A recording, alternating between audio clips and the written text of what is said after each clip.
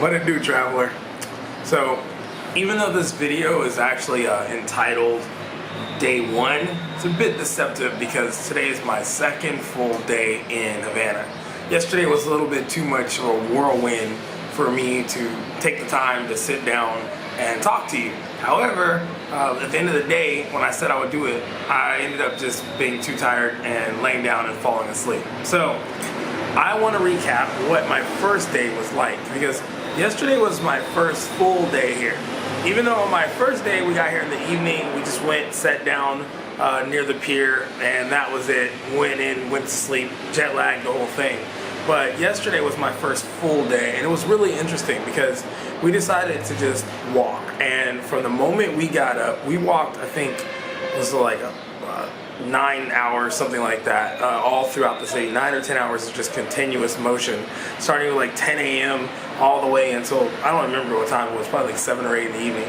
But the whole point was, it was funny because the night before I had met these bicycle taxi guys who are kind of like rickshaw drivers, and I spent probably an hour negotiating and haggling in what Spanish I could speak. But the thing is that they didn't speak any English, like none. So I ended up going up to the room and getting Midori because for some strange reason her Spanish is better than mine, but that girl can speak anything. I'll talk about that at another time. But so even though we had all these plans, the actual person wasn't even there. We meant to meet them at 10 a.m. We got outside at 10 o'clock. This guy was nowhere to be found. But there were lots of other drivers, and they were more than happy to negotiate a new contract with us. So we went out and we rode 1 hour. And he took us around central Havana, showed us some of the more touristy areas, and then we decided to walk through old Havana. And it was crazy because the more we walked, I swear we were getting further and further away from old Havana. And I kept making a joke saying, okay, like these buildings are old enough. Are we going to ancient Havana? Because Havana has this really rustic vibe that never seems to change. I mean, you swear it's just captured in time. So we went out and we went to an area which is pretty much like a more poor area in the downtown area, and we were just walking among the people, and it was pretty cool. Of course, people were calling me Bob Marley, they were yelling Rastafari, and I was like, oh, that's something I hadn't missed at all. And of course Midori got a kick out of that because in Jamaica I told her that in every country but Jamaica people yell Bob Marley at me. So it was interesting because we went to a mall yesterday, and it was in the more uptown, nice area. And I was surprised when I first went in there because I thought, okay, this is a really nice mall. But then when you look closer, there's really nothing on the shelves. And the things that are on the shelves are insanely expensive. Like, they make no sense. Like, a little crock pot was 60 kook. Now, the kook is equivalent to $1. So, US dollar. So 60 kook, and then you would have something like a little burner for a stove. It would be like 115 kook or something crazy like that. Well, today we were actually talking to our host, and Midori asked him, what is the average salary in Havana? Or maybe he said in Cuba. She asked in Cuba. I'm not sure exactly, but probably about the same. But it was really crazy because he said, people always ask me two questions. The first question is, how much is the average salary? And he said 15 kook a month. And we were just baffled. Like, $15 a month? He says, yes, unless you were like a doctor or an engineer, then something really good, they'll give you 20 kook a month for something crazy like that. So he said the first question is always, how much do people make? The second question is, how do they live on that salary? And his answer was, I don't have an answer to that question. So yeah, it was pretty deep. So it made me really think about what the lifestyle is like here. Now, I'm really curious about him, and I was probing a little bit because he has this beautiful, he actually has a couple of apartments that he rents out. And what they've been common is, I was trying to figure out, is that a completely private business? Does he just have to pay taxes? Like, how does it work? Because this guy is living way above the average class of what we saw. So like, you know, we walked down the streets and we ended up buying like these little pizzas, and they were 15 pesos if you wanted meat, 10 pesos if you didn't. Well, 25 pesos is $1. So these were like 50, 40, 56, 60 cents for these pizzas. They were like this big. I mean, pretty good sized pizza with whatever topping you want on it.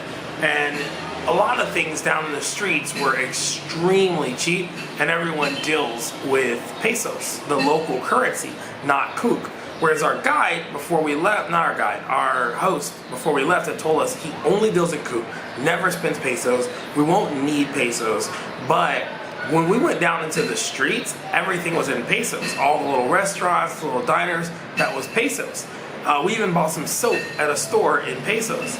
So I'm starting to wonder, is he a little detached from reality? Not the reality, but the local reality. Because that does tend to happen. When you have people who are in the upper class, maybe they've always been that way, maybe they have been that way so long, because he said he's owned this business renting out apartments for 18 years. That's a long time. So I wonder if maybe he hasn't become slightly detached from the people on the street who are spending pesos all the time. Because sometimes we couldn't even spend kook because they didn't have change, because kook was so much. So like I gave 20 US dollars and that gave me 420 pesos or something. So to say, you know, and to use the bathroom, you give them 1 peso, which is nothing. And so I don't know, it's just interesting to me that he says, oh, I never, ever spend pesos. Pesos are nothing. So maybe he's a little bit detached from the street level. So me and Midori, we went shopping before we came here. We went to Walmart in Mexico, and it was because I wanted to buy gifts, all sorts of little things that we could give out. So, like for instance, these little Hot Wheels cars, okay? Yesterday we were walking down the street. I bought, I think, 30 of these. We bought hair ties, coloring pencils, just all sorts of little gifts to give out. And we were walking down the street, and I had a couple of these in my pocket. I just randomly was carrying them, and we saw these kids that were playing in a big pile of trash, like wherever, like almost like the city dump, but just like the little neighborhood dump. And they were playing in there with sticks. And I noticed that pretty much every kid had a stick. They're poking trash with sticks. They're sword fighting with sticks. And we saw pretty much no real actual toys. And when I went to a toy store, pretty much everything in there was like what we would have to be in the dollar store. Really cheap plastic, the containers were very flimsy, and the actual price was like 6 or 7 kook. So if you think about, if your salary is 15 kook a month, how could you spend 7 kook on a toy for your child? So when we saw these two little boys, they were playing with a dog and running up and down the street. And I don't know, I just reached in my pocket and I held out one of the toy cars for the boy. Now this kid was probably about 8 or 9, and originally I thought, he's too old for this toy car. Like this is more something a small child would want. But his eyes lit up when he saw it, and he was just like in shock, just staring at it. And there was another little boy who was just like panicky, like frantic that he wouldn't get one, and I gave him one too. And they were like, gracias, and they just take off running down the street, and it was so cool. So, you know, Midori bought a bunch of things for babies, stuff like that. I told her I only bought like mostly stuff for little boys because I don't want to be a man standing on the street trying to lure a little girl over with toys. So I was like, yeah, I'm not carrying dolls in my pocket. I was like, yeah, just to be safe, maybe a couple little toy cars, but nothing worse than that, nothing crazier than that. But it was a really interesting experience just to be down on the street level. A lot of artists are in Old Havana. We saw multiple little art galleries where, I mean, some of the most incredible art was hanging up on the walls. And the problem is, as much as I would love to have bought some of that art, I have absolutely no way of carrying it or shipping it, and I'm sure not gonna send it back from Cuba in the mail. So I'm trying to think of what other kind of little shops we saw a lot of. Oh, by the way, when we got that pizza, there was a little window and it had metal bars and a little sign that said pizzeria. But the door was open, and we stepped into the door, and it was a living room. Like, people on the couch and the chairs watching TV. And I thought, oh my goodness, we are like in someone's house. And they're like, oh yeah, this is the pizzeria. But the pizzeria is the window. Like, the window to the living room was the front door, or basically where you order your pizzas. So we went back outside and waited, you know, they passed the little pizzas through the window. But it was very interesting to see. I was like, we just literally bought pizzas out of a lady's house because she had a sign over the window this big that said pizzeria. And plus we'd seen a lot of little children, a lot of like families walking around with these pizzas, and we asked them, like, where can we get those? Because they looked so good, and it was absolutely delicious.